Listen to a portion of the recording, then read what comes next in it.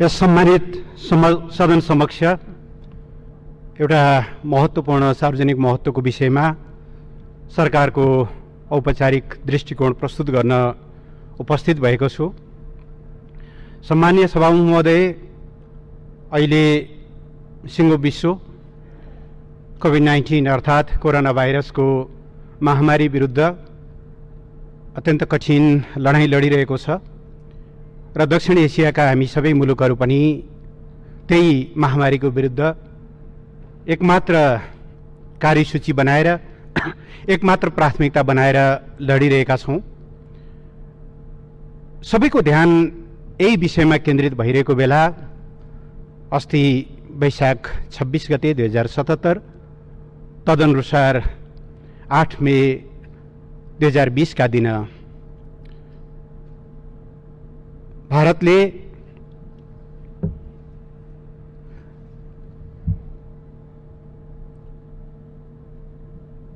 नेपालको भूमि समेत प्रयोग गर्दै धारचुलाबाट लिपुलेकसम्म जोड्ने नयाँ मार्ग उद्घाटन गरेको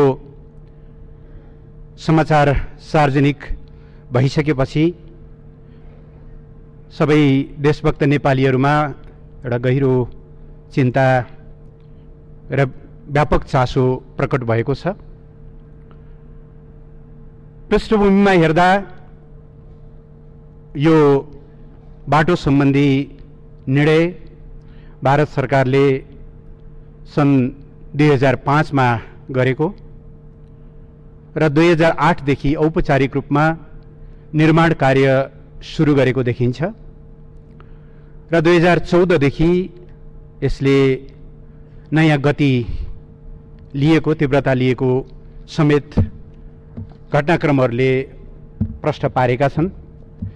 यस सन्दर्भमा एउटा महत्त्वपूर्ण विषय म सम्मानीय सभामुख महोदय मार्फत सदन समक्ष राख्न चाहन्छु।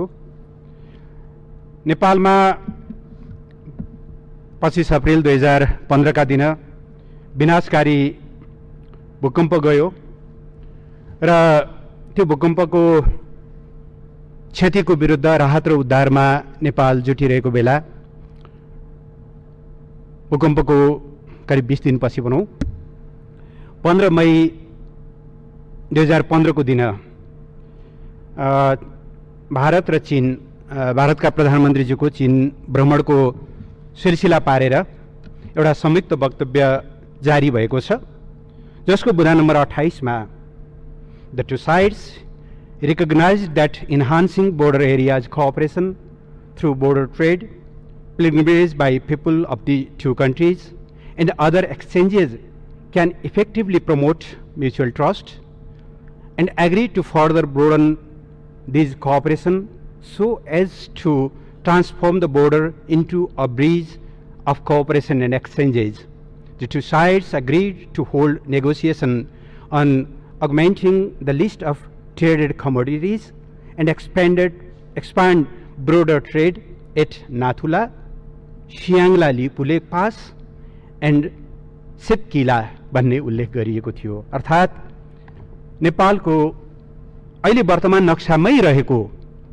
नक्सामा समेत रहेको लिपुलेखलाई दुई देशले अन्तर्राष्ट्रिय व्यापार मार्ग बनाउने गरी त्यो सहमति भइसकेपछि त्यति बेलै सरकारले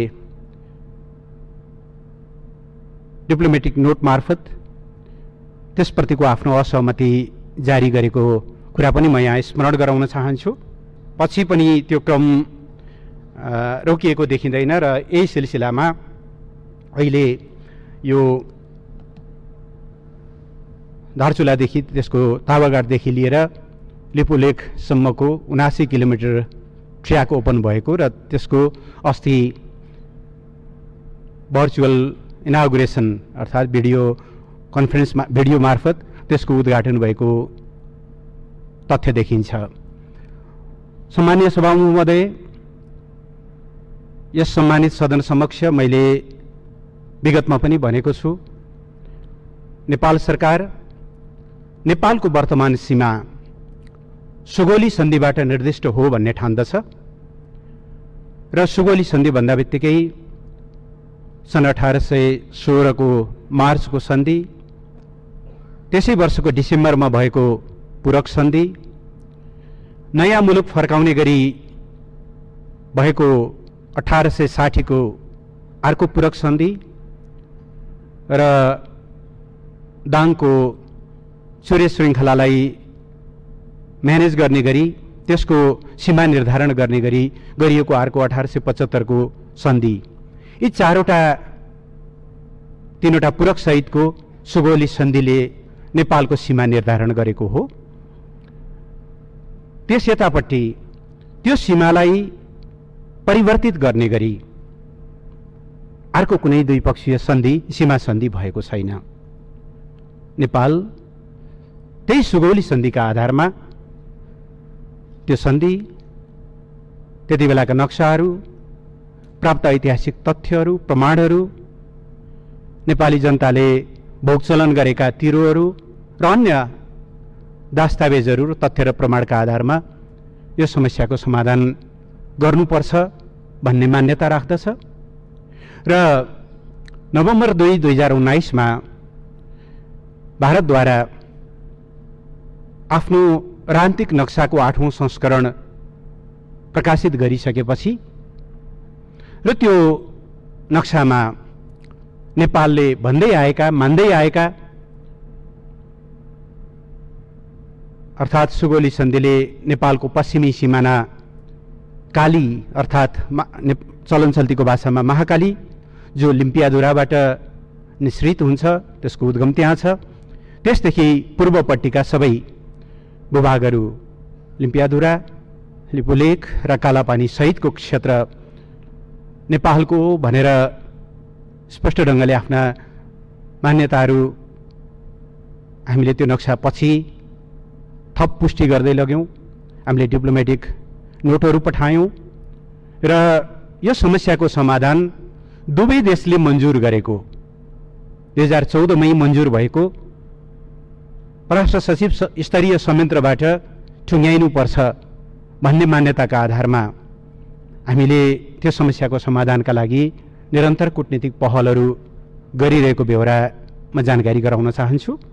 यही पृष्ठभूमिमा हामीले प्रस्तावित गरेको डेटको औपचारिक जवाफ समेत प्राप्त नभइकन अथवा नदिइकन अस्ति जुन बाटोको उद्घाटन गरिएको छ, नेपाली टेरिटोरी समेत प्रयोग गरेर यसप्रति नेपाल सरकारको गम्भीर ध्यानाकर्षण भएको छ र त्यस सम्बन्धमा नेपाल सरकारको दृष्टिकोण मैले औपचारिक रूपमा सदन समक्ष प्रस्तुत गर्न चाहन्छु। हामीले शनिबारको दिन नेपाल सरकारको आधिकारिक दृष्टिकोण देहाय बमोजिम प्रस्तुत गरेका छौँ। म त्यो वाचन गर्ने र यहाँ टेबल गर्ने अनुमति चाहन्छु।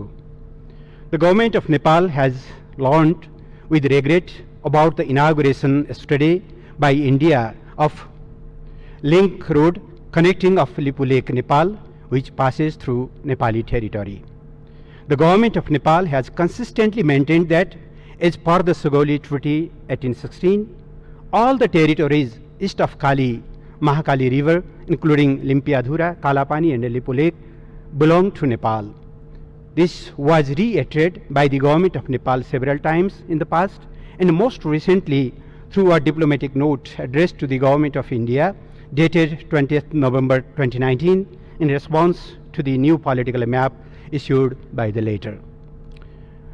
This unilateral act runs against the understanding reached between the two countries, including at the level of prime ministers, that a solution to boundary issues would be sought through negotiation.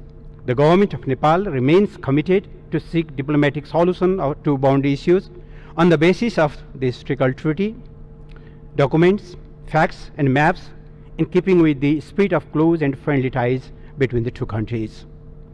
In light of this development, the government of Nepal calls upon the government of India to refrain from carrying out any activity inside the territory of Nepal. It may be recalled that the government of Nepal had expressed its disagreement in 2015 through separate diplomatic notes addressed to the governments of both India and China, when the two sides agreed to include Lipu Lake Pass as a bilateral trade route without Nepal's consent in the joint statement issued on 15th May 2015 during the official visit of the Prime Minister of India to China. The government of Nepal re-emphasized that pending boundary issues between the two countries should be resolved through diplomatic means. With this in mind, the government of Nepal has proposed twice the dates for holding the meeting of the foreign secretaries of the two countries, as mandated by their leaders, for which the response from the Indian side is still awaited. It may be noted that the two governments had constituted the Eminent Persons Group EPG on Nepal-India relations with a mandate to recommend measures and institutional framework with a view to elevating the existing relations to a new height. The group has concluded its task and prepared a consensus report. The government of Nepal is ready to receive the report and believes that it will be in the interest of two countries to implement its recommendations, which will also help address the outstanding issues left by the history, thereby paving the way for ever stronger neighborly relations. Ministry of Foreign Affairs, Singhdurbar, Kathmandu, 9th May 2020. सम्मानीय सभामुखज्यू, म सत्तारूढ Nepal communist पार्टीलाई धन्यवाद दिन चाहन्छु, जसका अध्यक्ष एवं सम्मानीय प्रधानमन्त्री केपी शर्मा ओली र अध्यक्ष एवं पूर्व प्रधानमन्त्री पुष्पकमल दाहाल प्रचण्डले हिजो नै एउटा स्पष्ट वक्तव्य जारी गर्नुभएको छ। यस सम्बन्धमा सत्तारूढ पार्टीको दृष्टिकोण सार्वजनिक गर्दै म धन्यवाद दिन चाहन्छु प्रमुख विपक्षी दललाई, जसका प्रवक्ताले यस सम्बन्धमा आफ्नो दृष्टिकोण प्रष्ट पार्नु भएको छ।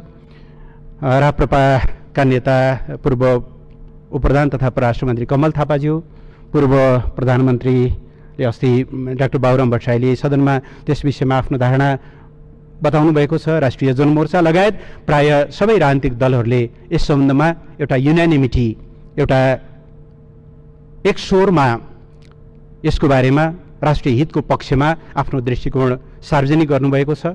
म सबै राजनीतिक दल र नेताजीहरूलाई धन्यवाद दिन चाहन्छु। यसले राष्ट्रियताको यस कठिन सङ्घर्षमा सरकारलाई बल पुगेको छ र सिङ्गो देश यस मामलामा युनिफाइड छ, एकताबद्ध छ भन्ने कुरा पनि यसले प्रष्ट पारेको छ।